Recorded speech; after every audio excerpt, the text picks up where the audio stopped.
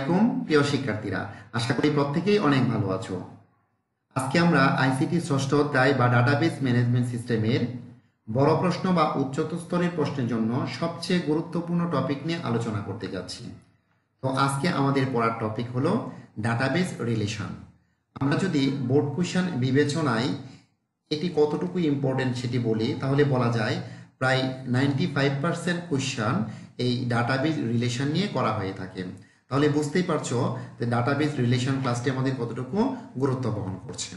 তো আমাদের ক্লাসে যা যা জানতে পারবো তার মধ্যে রয়েছে ডাটাবেস রিলেশন। তো ডাটাবেস রিলেশন সম্পর্কে আমাদের ইতিপূর্বের ক্লাসগুলিতে অনেকবার আলোচনা করা হয়েছে। যেহেতু আজকের এই ডাটাবেস রিলেশন সম্পর্কিত ক্লাস, তাই এর প্রাথমিক ধারণাটা একটু আমরা জেনে নিব। তো এরপর রয়েছে ডাটাবেস রিলেশনের শর্ত। আমরা এই ডাটাবেস রিলেশনের শর্ত যদি না পড়ি তাহলে কিন্তু ডাটাবেস রিলেশন তৈরিটাই সহজভাবে বুঝতে পারবো না। মূলত ডাটাবেস রিলেশনের শর্তগুলো এটিকে কেন্দ্র করেই এই ডাটাবেসের সম্পর্কগুলো তৈরি করা হয়। তাছাড়া অনুধাবন কোশ্চেনের জন্য ডাটাবেস রিলেশনের শর্তগুলো আমাদের জানা থাকতে হয়। আবার উচ্চতর কোশ্চেন তৈরি করার জন্য বা ডাটাবেস রিলেশন তৈরি করার বড় কোশ্চেনের উত্তর করার জন্য আমাদের এই ডাটাবেস রিলেশনের শর্তটুকু জানতে হয়। তো এরপর আমরা জানতে পারবো ডাটাবেস রিলেশনের প্রকারভেদ নিয়ে।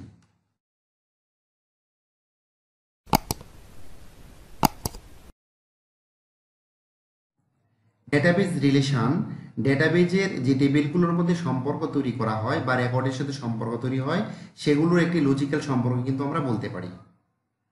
তো আমরা স্ক্রিনে দেখতে পাচ্ছি ডেটাবেস রিলেশন হলো বিভিন্ন ডেটা টেবিলের মধ্যকার একটি লজিক্যাল সম্পর্ক। এটিকে যদি আমরা ডেফিনিশন করি তাহলে বলা যায় ডেটাবেস রিলেশন বলতে একটি ডেটাবেজের মধ্যে একটি টেবিলের সাথে অন্য একটি টেবিলের ডেটার যে সম্পর্ক রয়েছে সেটিকে আমরা ডেটাবেস রিলেশন হিসেবে বিবেচনা করে নিতে পারি। অন্যভাবে বলা যায় একটি ডেটাবেস টেবিলের রেকর্ডের সাথে অন্য এক বা একাধিক টেবিলের রেকর্ডের যে সম্পর্ক তাকে ডেটাবেস রিলেশন বলে। এখানে আমি প্রায় প্রত্যেকটি ক্লাসেই একাধিক ডেফিনেশন সাজিয়ে দেওয়ার চেষ্টা করি, তোমরা যে কোনো একটি ব্যবহার করলেই চলবে। তো এরপর আমরা জেনে নিব ডেটাবেস রিলেশনের যে শর্তগুলো রয়েছে। আমি প্রথমেই তোমাদেরকে বলেছি ডেটাবেস রিলেশনের শর্ত অনুধাবন কোশ্চেনে এসে থাকে এবং উচ্চতর কোশ্চেনের আনসার করার জন্য এই শর্তগুলো প্রায় সময়ই আমাদের উপস্থাপন করতে হয়, তাই এটি খুবই একটি ইম্পর্টেন্ট বিষয়। তো তোমাদের বাজারে যে প্রচলিত বইগুলো রয়েছে সেখানে বিভিন্নভাবে দেখবে কখনো 2টি, কখনো 3টি, কখনো 4টি এরকম করে শর্ত দেওয়া আছে। তো আমি বিশ্লেষণপূর্বক তোমাদেরকে 3টি শর্ত দিয়ে দিয়েছি। তো প্রথম শর্ত রয়েছে রিলেশনাল ডেটা টেবিলগুলোর মধ্যে একটি কমন ফিল্ড থাকতে হবে। আমরা কিন্তু প্রাইমারি কি ফিল্ড, তারপরে ফরেন কি ফিল্ড এই বিষয়গুলো সম্পর্কে আগে পড়ে এসেছি। এক্ষেত্রে কমন ফিল্ডটি কি হতে হবে? প্রাইমারি কি ফিল্ড হিসেবে বিবেচনা করতে হবে। কমন ফিল্ড ছাড়া কোনোভাবেই রিলেশন তৈরি করা সম্ভব হবে না। এটি এসেনশিয়াল একটি শর্ত আমরা বলতে পারি। তো 2 নম্বরে রয়েছে সকল ডেটা টেবিলের কমন ফিল্ডের নাম, ডেটা টাইপ, সাইজ হুবহু একই হতে হবে। যেহেতু আমরা একটি প্রাইমারি কি ফিল্ডকে বিবেচনা করে সম্পর্ক তৈরি করব, এই ক্ষেত্রে অন্য টেবিলের যে কিটি থাকবে, ফরেন কি হোক সে বা প্রাইমারি কি হোক, সেটি কিন্তু ওই আগের প্রাইমারি কি ফিল্ডের মতো করেই নাম, ডেটা টাইপ, সাইজ একই হতে হবে। তো 3 নম্বরের শর্ত আমাদের রয়েছে উভয় বা সকল টেবিল একই সাথে খোলা থাকতে হবে। হ্যাঁ, এক্ষেত্রে আমি যে টেবিলের সাথে সম্পর্ক তৈরি করব ওই টেবিলটি যদি খোলা না থাকে তাহলে কিন্তু কোনোভাবেই সম্পর্ক তৈরি করা যাবে না। এই কারণে বলা হয়েছে যে উভয় টেবিল বা সকল টেবিল। এখন উভয় টেবিল আর সকল টেবিল বলতে বোঝানো হচ্ছে আমরা কিন্তু অনেক টেবিলের সাথে সম্পর্ক তৈরি করতে পারি। যখন অনেকগুলো টেবিলের সাথে সম্পর্ক তৈরি হবে তখন ওই সব কয়টি টেবিল আমাদের খোলা রাখতে হবে।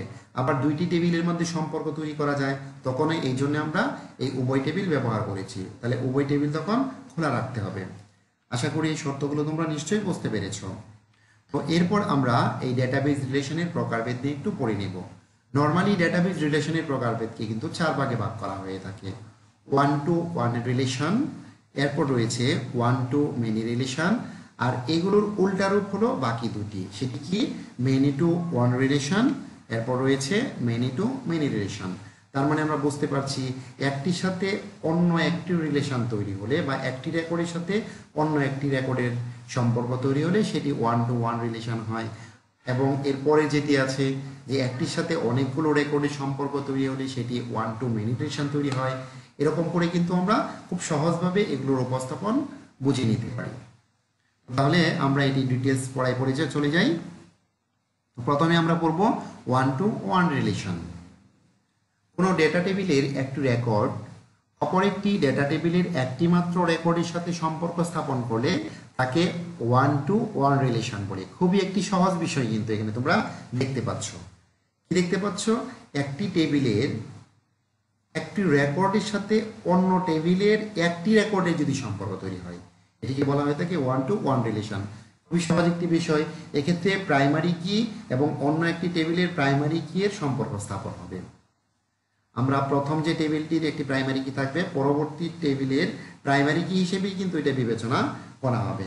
আর এটি খুব বেশি কিন্তু ব্যবহার করা হয় না, মানে 1-to-1 রিলেশনটি খুব বেশি ব্যবহার করা হয় না।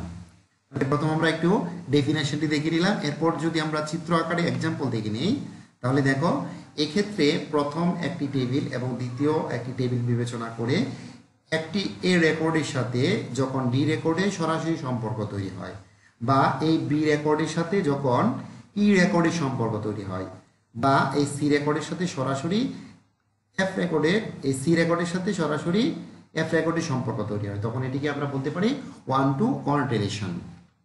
তো এরপর এটি আমরা একটি টেবিলের সাহায্যে উদাহরণগুলো দেখে নিব।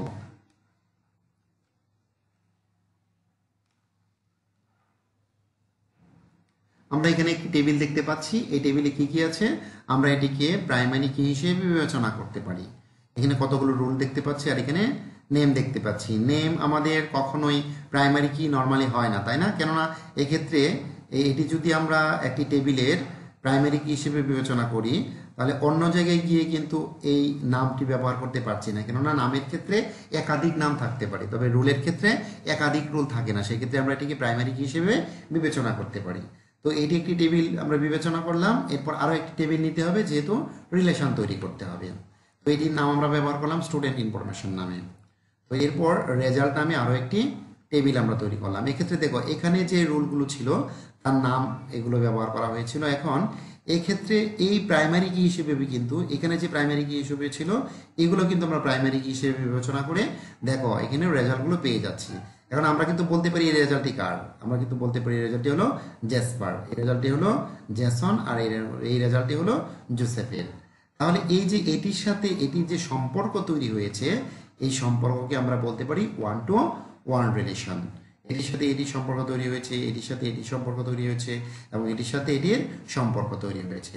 এক্ষেত্রে যে বিষয়টি তুমি পরীক্ষায় উপস্থাপন করবে, পরীক্ষায় লেখার সময় সব সময় কিন্তু টেবিলগুলো তোমরা উপরে নিচে লেখার চেষ্টা করবে। তোমরা অনেক সময় কি করো যে পাশাপাশি চিত্রগুলো দেওয়ার চেষ্টা করো ডানে এবং বামে।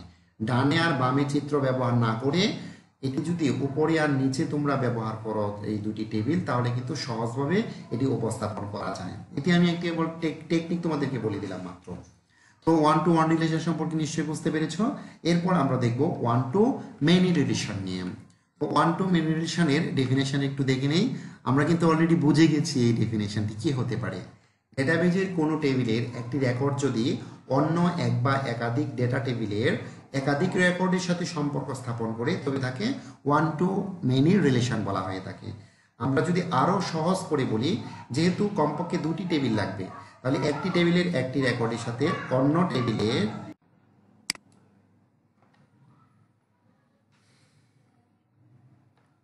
তো এরপর আমরা ডেটাবেজ রিলেশনের ধারণা নিয়ে একটু আলোচনা করে নিব। ডেটাবেজ রিলেশন ডেটাবেজের যে টেবিলগুলোর মধ্যে সম্পর্ক তৈরি করা হয় বা রেকর্ডের সাথে সম্পর্ক তৈরি হয় সেগুলোর একটি লজিক্যাল সম্পর্ক কিন্তু আমরা বলতে পারি। তো আমরা স্ক্রিনে দেখতে পাচ্ছি ডেটাবেজ রিলেশন হলো বিভিন্ন ডেটা টেবিলের মধ্যকার একটি লজিক্যাল সম্পর্ক। এটিকে যদি আমরা ডেফিনিশন করি তাহলে বলা যায় ডেটাবেজ রিলেশন বলতে একটি ডেটাবেজের মধ্যে একটি টেবিলের সাথে অন্য একটি টেবিলের ডেটার যে সম্পর্ক রয়েছে সেটিকে আমরা ডেটাবেজ রিলেশন হিসেবে বিবেচনা করে নিতে পারি। অন্যভাবে বলা যায় একটি ডেটাবেজ টেবিলের রেকর্ডের সাথে অন্য এক বা একাধিক টেবিলের রেকর্ডের যে সম্পর্ক তাকে ডেটাবেজ রিলেশন বলে। এখানে আমি প্রায় প্রত্যেকটি ক্লাসেই একাধিক ডেফিনেশন সাজিয়ে দেওয়ার চেষ্টা করি, তোমরা যে কোনো একটি ব্যবহার করলেই চলবে। তো এরপর আমরা জেনে নিব ডেটাবেজ রিলেশনের যে শর্তগুলো রয়েছে।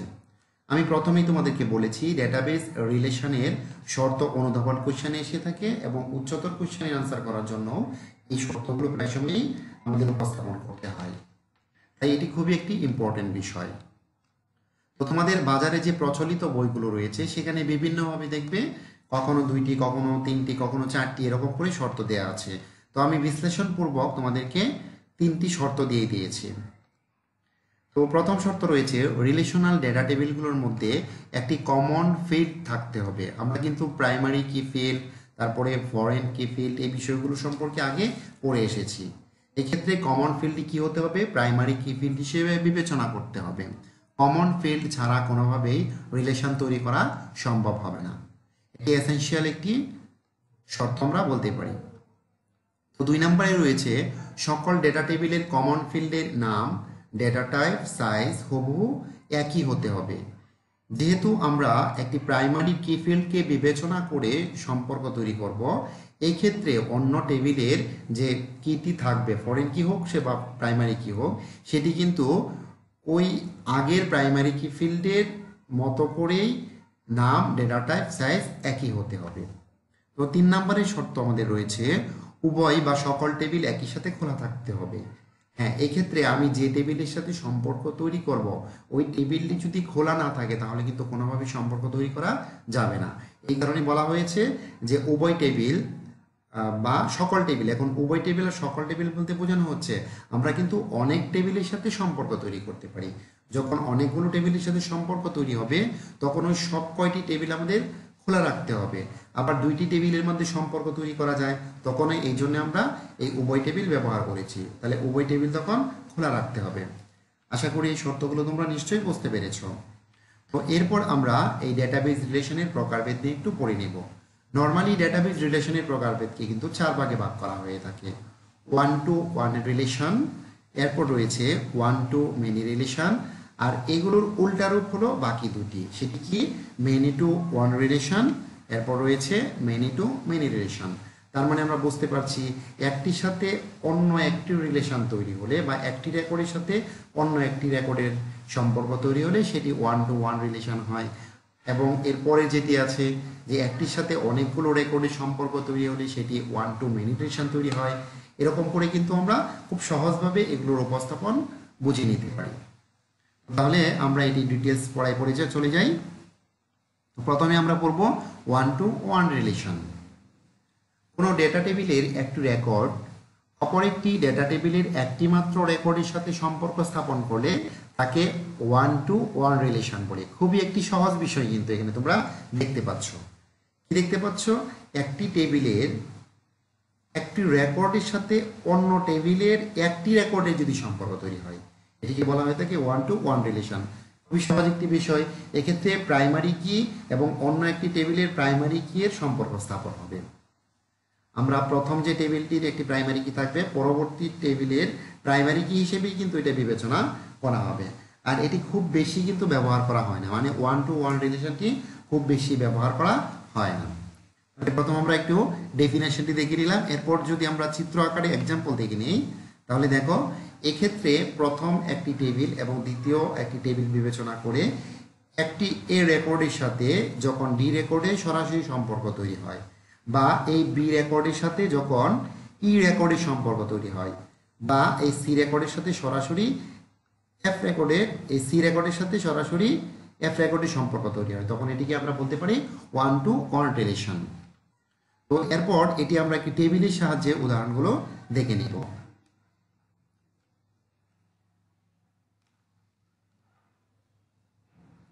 আমরা এখানে একটি টেবিল দেখতে পাচ্ছি। এই টেবিলে কি কি আছে? আমরা এটিকে প্রাইমারি কি হিসেবে বিবেচনা করতে পারি। এখানে কতগুলো রুল দেখতে পাচ্ছি আর এখানে নেম দেখতে পাচ্ছি। নেম আমাদের কখনোই প্রাইমারি কি নর্মালি হয় না, তাই না? কেননা এক্ষেত্রে এটি যদি আমরা একটি টেবিলের প্রাইমারি কি হিসেবে বিবেচনা করি তাহলে অন্য জায়গায় গিয়ে কিন্তু এই নামটি ব্যবহার করতে পারছি না, কেননা নামের ক্ষেত্রে একাধিক নাম থাকতে পারে, তবে রুলের ক্ষেত্রে একাধিক রুল থাকে না। সেক্ষেত্রে আমরা এটিকে প্রাইমারি কি হিসেবে বিবেচনা করতে পারি। তো এটি একটি টেবিল আমরা বিবেচনা করলাম, এরপর আরও একটি টেবিল নিতে হবে যেহেতু রিলেশন তৈরি করতে হবে। তো এটির নাম আমরা ব্যবহার করলাম স্টুডেন্ট ইনফরমেশন নামে। তো এরপর রেজাল্ট নামে আরও একটি টেবিল আমরা তৈরি করলাম। এক্ষেত্রে দেখো এখানে যে রুলগুলো ছিল তার নাম এগুলো ব্যবহার করা হয়েছিল। এখন এক্ষেত্রে এই প্রাইমারি কি হিসেবে কিন্তু এখানে যে প্রাইমারি কি হিসেবে ছিল এগুলো কিন্তু আমরা প্রাইমারি কি হিসেবে বিবেচনা করে দেখো এখানে রেজাল্টগুলো পেয়ে যাচ্ছি। এখন আমরা কিন্তু বলতে পারি এই রেজাল্টটি কার, আমরা কিন্তু বলতে পারি এই রেজাল্টটি হলো জেসপার, এই রেজাল্টটি হলো জেসন, আর এই রেজাল্টটি হলো জোসেফের। তাহলে এই যে এটির সাথে এটির যে সম্পর্ক তৈরি হয়েছে এই সম্পর্ককে আমরা বলতে পারি ওয়ান টু ওয়ান রিলেশন। এটির সাথে এটির সম্পর্ক তৈরি হয়েছে, এটির সাথে এটির সম্পর্ক তৈরি হয়েছে এবং এটির সাথে এটির সম্পর্ক তৈরি হয়েছে। এক্ষেত্রে যে বিষয়টি তুমি পরীক্ষায় উপস্থাপন করবে, পরীক্ষায় লেখার সময় সব সময় কিন্তু টেবিলগুলো তোমরা উপরে নিচে লেখার চেষ্টা করবে। তোমরা অনেক সময় কি করো যে পাশাপাশি চিত্রগুলো দেওয়ার চেষ্টা করো ডানে এবং বামে, ডানে আর বামে চিত্র ব্যবহার না করে এটি যদি উপরে আর নিচে তোমরা ব্যবহার করো এই দুটি টেবিল তাহলে কিন্তু সহজভাবে এটি উপস্থাপন করা যায়। এটি আমি একটি টেকনিক তোমাদেরকে বলে দিলাম মাত্র। তো ওয়ান টু ওয়ান রিলেশন সম্পর্কে নিশ্চয়ই বুঝতে পেরেছ। এরপর আমরা দেখব ওয়ান টু মেনি রিলেশন নিয়ে। টু মেনি রিলেশন এটির ডেফিনেশনও কিন্তু অলরেডি তোমাদের বুঝে যাওয়ার কথা। ডেটাবেজের কোনো টেবিলের একটি রেকর্ড যদি অন্য এক বা একাধিক ডেটা টেবিলের একাধিক রেকর্ডের সাথে সম্পর্ক স্থাপন করে তবে তাকে ওয়ান টু মেনি রিলেশন বলা হয়ে থাকে। আমরা যেহেতু রিলেশন তৈরি করার জন্য কমপক্ষে দুটি টেবিলের প্রয়োজন হয় বা একাধিক টেবিলও ব্যবহার করা যায়। এক্ষেত্রে যদি আমরা দুটি টেবিল বিবেচনা করি, প্রথম টেবিলের একটি রেকর্ডের সাথে দ্বিতীয় টেবিলের অনেকগুলো রেকর্ডে যদি সম্পর্ক স্থাপন করা হয় সেই ক্ষেত্রে এটিকে ওয়ান টু মেনি রিলেশন বলা হয়ে থাকে। তো ওয়ান টু মেনি রিলেশন কিন্তু সবচেয়ে বেশি ব্যবহৃত রিলেশন। তো এই ডেটাবেস রিলেশনের জন্য আমাদের সবচেয়ে বেশি ব্যবহার করা হয় কোনটি? One to many relation. তোমাদের পরীক্ষায় কিন্তু এটি সবচেয়ে বেশি এসে থাকে।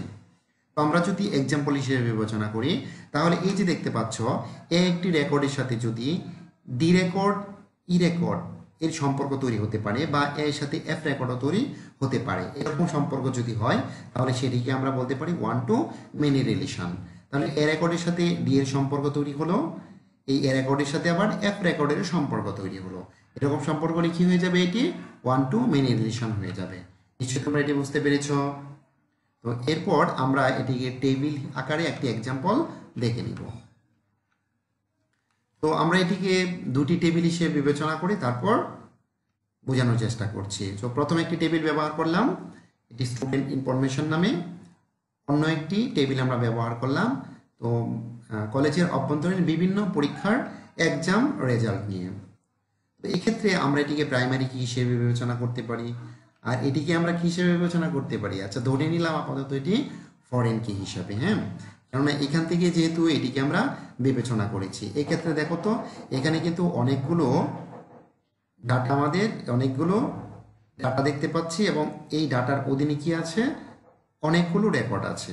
তাহলে এইটির সাথে এটি সম্পর্ক যদি স্থাপন করি তাহলে কয়টি রেকর্ডের সাথে সম্পর্ক তৈরি হচ্ছে? দুইটির সাথে কিন্তু সম্পর্ক তৈরি হচ্ছে। আবার দেখো এটির সাথে যদি এখানে কোনো রেকর্ডের সম্পর্ক আমরা বিবেচনা করি তাহলে কিন্তু দেখতে পাচ্ছি এখানে দুটি রেকর্ডের সাথে সম্পর্ক তৈরি হয়েছে।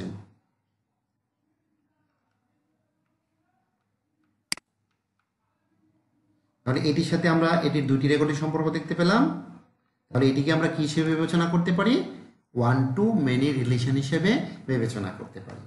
আর আমি আবারও বলে দিচ্ছি, তোমরা যখন এটি পরীক্ষায় লিখবে তখন কিন্তু উপরে এবং নিচে টেবিলটি সাজিয়ে নেবে, কখনোই ডানে এবং বামে সাজানোর চেষ্টা করবে না, তাহলে একটু সমস্যা তৈরি হয়ে যায়।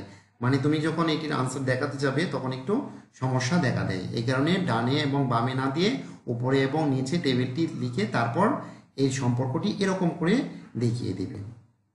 তো এরপর আমরা দেখব মেনি টু ওয়ান রিলেশন। মূলত ওয়ান টু মেনি রিলেশনের মতোই কিন্তু এই মেনি টু ওয়ান রিলেশন, আমাদের এই রিলেশনের এই কথাটির মধ্যেই কিন্তু সম্পর্কটিও রয়েছে। এটি দিয়েই কিন্তু আমরা সম্পর্ককে বুঝে নিতে পারি। যদি কোনো ডেটা টেবিলের একাধিক রেকর্ড অপর এক বা একাধিক ডেটা টেবিলের কেবলমাত্র একটি রেকর্ডের সাথে সম্পর্কিত হয় তবে তাকে আমরা মেনি টু ওয়ান রিলেশনশিপ বলতে পারি। আমরা তো বলেছি যে ওয়ান টু মেনি রিলেশনের বিপরীত দিকটি হলো মেনি টু ওয়ান রিলেশন। তাহলে এটিকে আমরা কি বলতে পারি, ওয়ান টু মেনি রিলেশনের বিপরীত হিসেবে বলতে পারি। যদি আমরা এটিকে একটু এক্সাম্পল আকারে দেখি তাহলে দেখতে পাচ্ছ এর সাথে ই এর সম্পর্ক তৈরি হলো, বা এ রেকর্ডের সাথে ই রেকর্ডের সম্পর্ক তৈরি হলো, সি রেকর্ডের সাথে এফ রেকর্ডের সম্পর্ক তৈরি হলো, ডি রেকর্ডের সাথে জি রেকর্ডের সম্পর্ক তৈরি হলো, আর এই এফ রেকর্ডের সাথে বি এর সম্পর্ক তৈরি হলো। তাহলে দেখো তো এই টেবিলের দুইটি রেকর্ডের সাথে এই টেবিলের একটি রেকর্ডের সম্পর্ক তৈরি হয়েছে। তাহলে এরকমকে আমরা কি বলতে পারি, মেনি টু ওয়ান রিলেশন বলতে পারি। তো আমরা টেবিল আকারে এর এক্সাম্পলটি একটু দেখে নেই।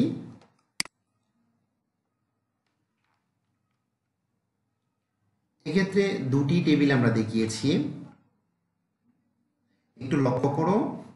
এখানে আমরা কি দেখতে পাচ্ছি, রোল নাম্বার দেখতে পাচ্ছি, টিচার্স দেখতে পাচ্ছি, এরপরে কোর্স দেখতে পাচ্ছি। এক্ষেত্রে আইসিটি, ম্যাথ, ইকোনমিক্স এই তিনটি কোর্স আমাদের যে রোল নাম্বার রয়েছে বা আইডি নং রয়েছে, এটি কার, এটি হলো সাব্বিরের, মানে সাব্বিরের এই রোল আর এখানে এই টেবিলের এই তিনটি জায়গায় দেখানো হয়েছে। তো এক্ষেত্রে কোন কোন টিচার পড়ান, এ টিচার, এ নামের যে টিচার রয়েছেন, বি নামের যে টিচার রয়েছেন, সি নামের টিচার রয়েছেন, তারা যে যে সাবজেক্ট পড়ায়। তাহলে এই কোর্সগুলোর সাথে সম্পর্ক দ্বিতীয় টেবিলের কার তৈরি করা হয়েছে, এই রুলের সাথে সম্পর্ক তৈরি করা হয়েছে। তাহলে এটিকে আমরা কি বলতে পারি, মেনি টু ওয়ান রিলেশন বিবেচনা করতে পারি। আবার দেখো এই রুলটির সাথে কিন্তু এখানের দুটি বিষয়ের বিবেচনা করা হয়েছে।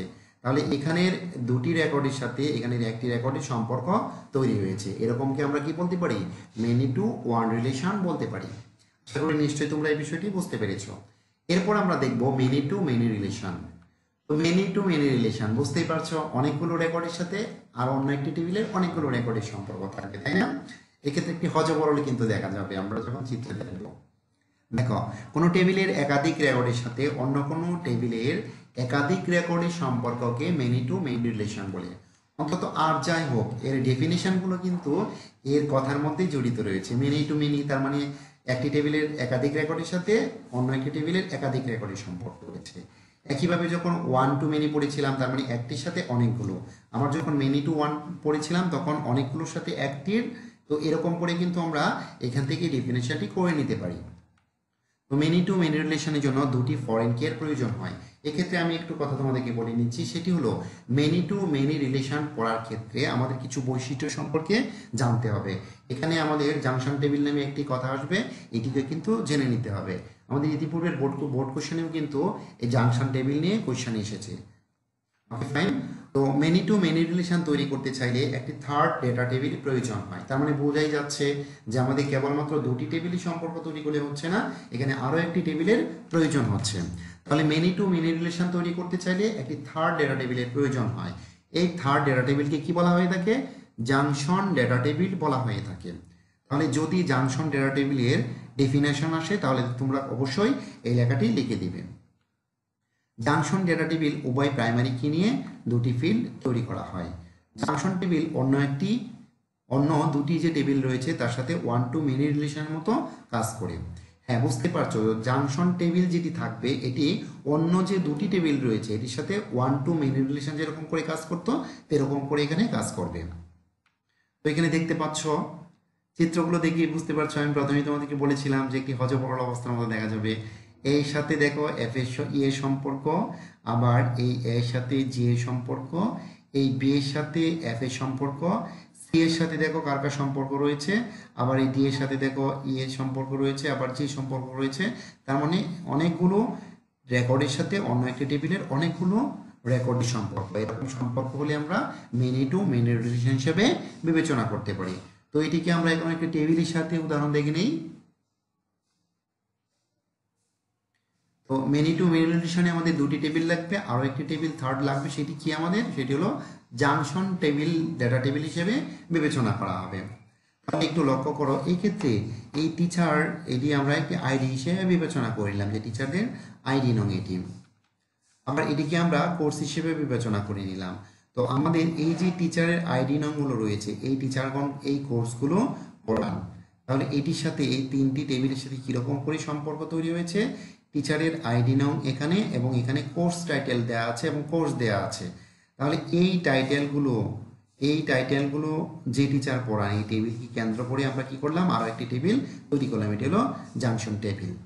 তাহলে এই যে টিচারদের আইডি নং এবং এখানে কোর্স নং এটিকে কেন্দ্র করে আমরা আরও একটি টেবিল তৈরি করে নিতে পারি। তাহলে তোমরা নিশ্চয়ই এখন বুঝতে পেরেছো যে মেনি টু মেনি রিলেশন মূলত কীরকম হয়ে থাকে। তো এরপর আমরা আমাদের হোমওয়ার্কটুকু দিয়ে নিব। হোমওয়ার্কের মধ্যে রয়েছে জাংশন টেবিল কি, মাত্র যে অংশটি আমি পড়িয়েছি। প্রথমে জাংশন টেবিল কি, এরপর রয়েছে ওয়ান টু মেনি রিলেশন কি। মূলত ওয়ান টু মেনি বা many two many, many two one, এটি সব কয়টা ডেফিনেশন কিন্তু আমরা একটা ডেফিনেশন শিখলেই হয়ে যায়। তো এরপর অনুধাবন কোশ্চেনের জন্য রয়েছে ডেটাবেজ রিলেশনের শর্তগুলো লিখো। এরপর শিখবে রিলেশন তৈরি করার পর প্রাইমারি কি পরিবর্তন করা যায় না কেন। তো তোমরা নির্দিষ্ট সময়ের মধ্যে কলেজের গ্রুপের কমেন্ট বক্সে অবশ্যই উত্তর করার চেষ্টা করবে। তো আজকের ক্লাস এই পর্যন্তই থাকবে। আগামী ক্লাসে আবারও তোমাদের সাথে দেখা হবে। সেই পর্যন্ত সবাই সুস্থ থাকবে, ভালো থাকবে, নিরাপদে থাকবে। আল্লাহ হাফেজ।